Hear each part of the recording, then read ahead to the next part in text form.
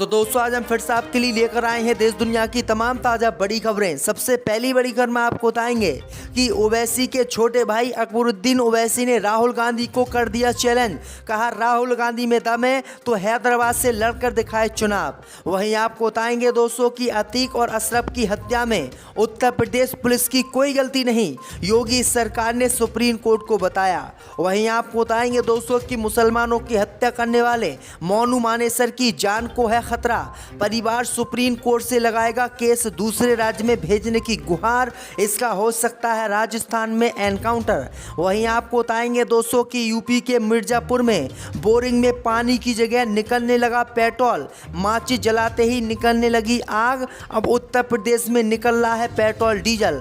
वहीं आपको बताएंगे दोस्तों कि अमेठी के अस्पताल का मुद्दा उठाकर बीजेपी सांसद वरुण गांधी ने अपनी ही सरकार पर बोला हमला, कहा व्यवस्था का अहंकार दिखाने का बीजेपी पर लगाया आरोप। वहीं आपको बताएंगे दोस्तों कि सत्ता में आने पर ओबीसी की जातिगत जनगणना कराएंगे राहुल गांधी, किया ऐलान। तो दोस्तों सभी खबरों को आपको एक एक कर बताने वाले हैं, वीडियो को लाइक कर चैनल को सब्सक्राइब कर दें। इसी बीच पर तो दोस्तों अगली खबर की ओर तो ओवैसी के छोटे भाई अकबरुद्दीन ओवैसी ने राहुल गांधी को दी चेतावनी, बोले राहुल में दम है तो हैदराबाद से लड़कर दिखाए चुनाव।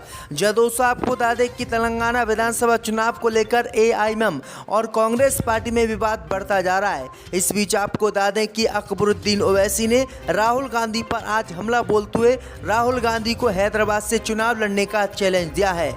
ओवैसी के छोटे भाई अकबरुद्दीन ओवैसी ने कहा है कि राहुल गांधी में अगर दम है तो राहुल गांधी हैदराबाद से चुनाव लड़कर दिखाएं और एआईएमएम पार्टी को हरा कर दिखाएं। अकबरुद्दीन ओवैसी ने कहा कि कांग्रेस वाले कहते हैं कि आपका बीजेपी के साथ गठबंधन है और आप बीजेपी की वी टीम हो। अकबरुद्दीन ओवैसी ने कहा कि कांग्रेस पार्टी के मैं दलालों से पूछना चाहता हूं कि उनकी अम्मा सोनिया गांधी कहां से आई है, वो जर्मनी, ब्रिटेन, इटली की हैं। आखिरकार आप अपनी अम्मा के बारे में कुछ नहीं बताते हो, हम तो हिंदुस्तान के ही हैं। तो ये बड़ी अपडेट आई दोस्तों कि अकबरुद्दीन ओवैसी ने बड़ा हमला कांग्रेस पार्टी और राहुल गांधी पर बोला है। इसी बीच पर तो दोस्तों अगली खबर की ओर तो अतीक और अशरफ की हत्या में उत्तर प्रदेश पुलिस की कोई गलती नहीं, सरकार ने अदालत को बताया। जब दोस्तों आपको बता दें कि उत्तर प्रदेश की योगी सरकार ने उच्चतम न्यायालय से कहा है कि माफिया और पूर्व लोकसभा सदस्य अतीक अहमद और उनके भाई अशरफ की 15 अप्रैल को प्रयागराज में हत्या के संबंध में की जा रही जांच में पुलिस की कोई गलती नहीं पाई गई है। शीर्ष अदालत में याचिका के जवाब में दाखिल एक स्थिति रिपोर्ट में उत्तर प्रदेश की योगी सरकार ने कहा कि उसने 2017 के बाद से गैंगस्टर विकास दुबे के मारे जाने समेत विभिन्न पुलिस मुठभेड़ों और अन्य घटनाओं की निष्पक्ष जांच सुनिश्चित करने में कोई कसर नहीं छोड़ी है। दरअसल आपको बता दें कि अतीक अहमद और उनके भाई अशरफ को 15 अप्रैल को पत्रकार बनकर आए 3 लोगों ने उस समय बहुत करीब से गोली मार दी जब पुलिसकर्मी उन्हें जांच के लिए मेडिकल ले जा रहे थे। वहीं आपको बता दें कि तब उनके परिवार वालों ने आरोप लगाया कि योगी सरकार और इन पुलिस वालों ने मिलकर अतीक अहमद की हत्या करवाई और ये सभी पुलिस वाले मिले हुए थे। लेकिन अब उत्तर प्रदेश की योगी सरकार ने अदालत में बताया है कि अतीक और अशरफ की जो हत्या हुई है उसमें पुलिस की कोई गलती नहीं है, वो हत्यारे अतीक अहमद की हत्या ही करने आए थे। आपकी क्या राय इस खबर पर हमें कमेंट में बताएं, जो सरकार ने जानकारी दी है वो ठीक है या गलत, हमें कमेंट करके ज़रूर बताएं। इसी बीच पर तो दोस्तों अगली खबर की ओर तो मोनू मानेसर की जान को है खतरा, परिवार सुप्रीम कोर्ट से लगाएगा केस, दूसरे राज्य में भेजने की गुहार। जब दोस्तों आपको बता दें कि मोनू मानेसर की जान को अब यहां पर खतरा बताया जा रहा है। इस बीच खबर सामने निकल कर आई दोस्तों कि मोनू मानेसर की 15 दिन की न्यायिक हिरासत पूरी होने के बाद उनका परिवार सुप्रीम कोर्ट से गुहार लगाएगा कि मोनू मानेसर का जो केस है वो राजस्थान से दूसरे राज्य में भेजा जाए।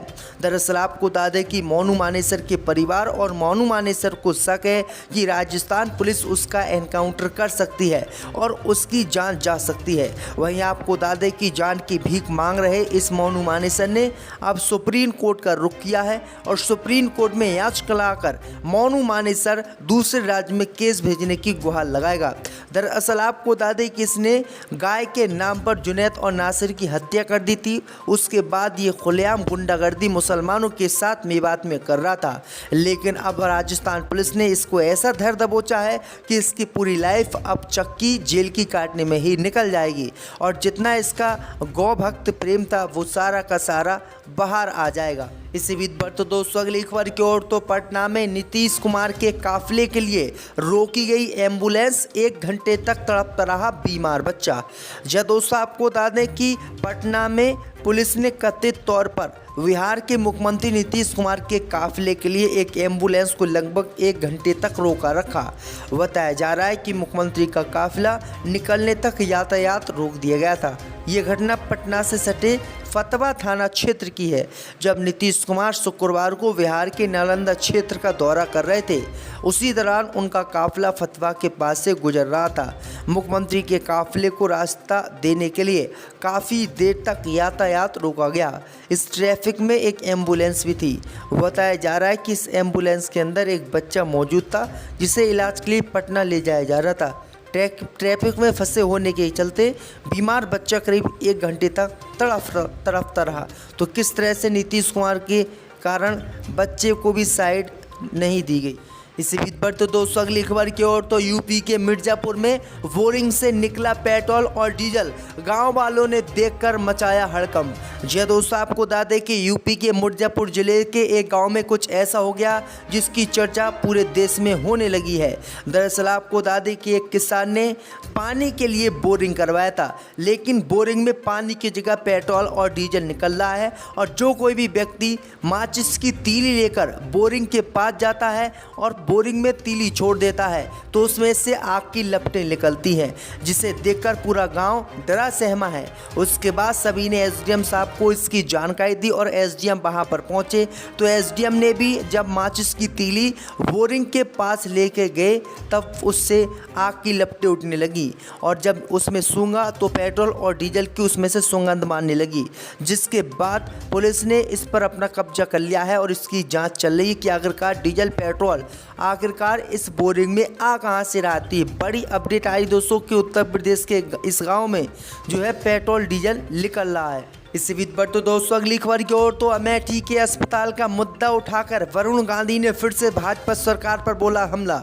जब दोस्तों आपको बता दें कि उत्तर प्रदेश के पीलीभीत से भाजपा सांसद वरुण गांधी ने एक बार फिर से अमेठी के संजय गांधी अस्पताल का मुद्दा उठाते हुए भाजपा सरकार पर गंभीर आरोप लगाए हैं। वरुण गांधी ने इशारों में आरोप लगाते हुए कहा है कि कहीं नाम के प्रति नाराजगी लाखों का काम न बिगाड़ दे।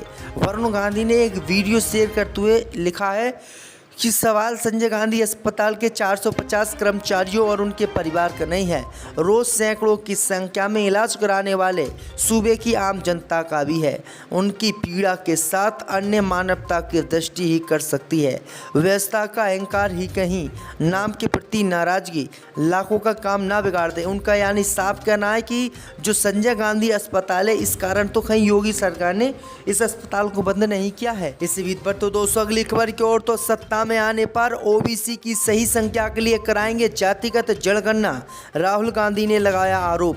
दोस्तों आपको बता दें कि कांग्रेस नेता राहुल गांधी ने कहा है कि यदि उनकी पार्टी केंद्र की सत्ता में आई तो वह देश में अन्य पिछड़ा वर्ग यानी ओबीसी के लोगों की सही जनसंख्या जानने के लिए जाति आधारित जनगणना कराएंगे।